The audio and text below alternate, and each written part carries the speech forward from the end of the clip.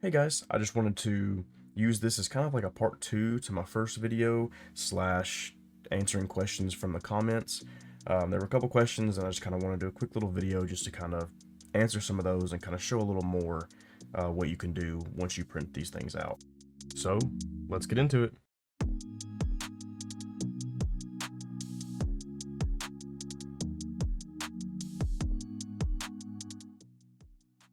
So the first question was, can you print the textures?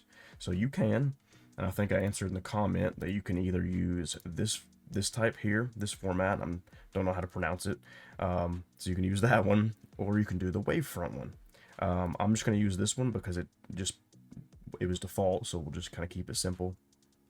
So if you export that, and then open up the export, and drill into that folder, you can see there's a textures folder. So once you click in here, you'll see there's 1 and 2.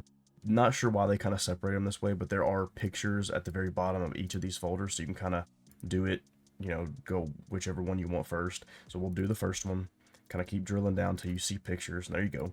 So there's the first picture, and this looks to be a helmet.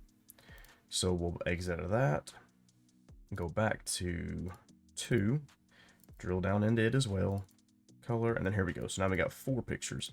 So this is going to be the face, front, back, and maybe a shoulder here. Let's see. This appears to be a leg, I believe. And then another leg. So that should be most of the textures. I do believe that is correct. Just kind of looking back at the picture, kind of seeing if there was anything, or back at the Lego itself, and seeing if there's any other parts that it would probably print. And I'm not seeing it. So you should be good there. The rest of this, this section here, you could paint or print, and I'll kind of show that here in a second, how you can paint it before you print. But that looks good. So I think that's kind of where we're at there. So that's how you can get the textures. So now I'm going to go ahead and show how we can color it. So again, if you watched my first video, you can kind of come to this page, once I've already showed you how to export that and how to get this inside of Bambu or your printing software. So now we've got the little figure here. This is the Clone Trooper. And I don't know if you remember or how familiar you are, but he comes in flat. So you can kind of come in here, just rotate him. Not 80, it'd be 90. So we rotate him up. So now he is flat. And it's very simple. I usually just print them in white and then go and paint, because I've tried to do the printing them out with the textures, and it just kind of looks like, well, paper glued onto a little figure. It can be kind of hard to kind of get the sizes right to print out to exactly what you like, and I prefer just to paint it, or you can actually paint it here if you want to take the time and have a situation where you can do multiple colors. See, I've got, if I can let it recognize and connect back to my printer, I've got 4 different options here. So my first one is white, which is what I typically print these in, but then I've also got black. And for this Clone Trooper, that works out really well.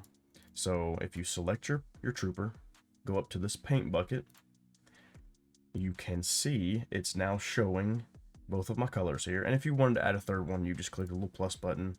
It comes in as a default color. I don't have yellow, so you come over here, click it, and then say I want to do gray.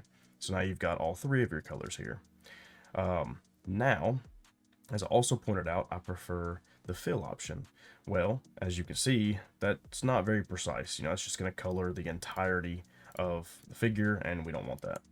So if you click this little edge detection button, it now, I don't know how well you can see, but it just highlights certain sections. So you can actually just come in here and print the hands black if you would like. Go ahead and get them just the color you want. That way you don't have to paint them later. You could also paint this, other little details you want. Maybe you want to paint this here on the side. Oops.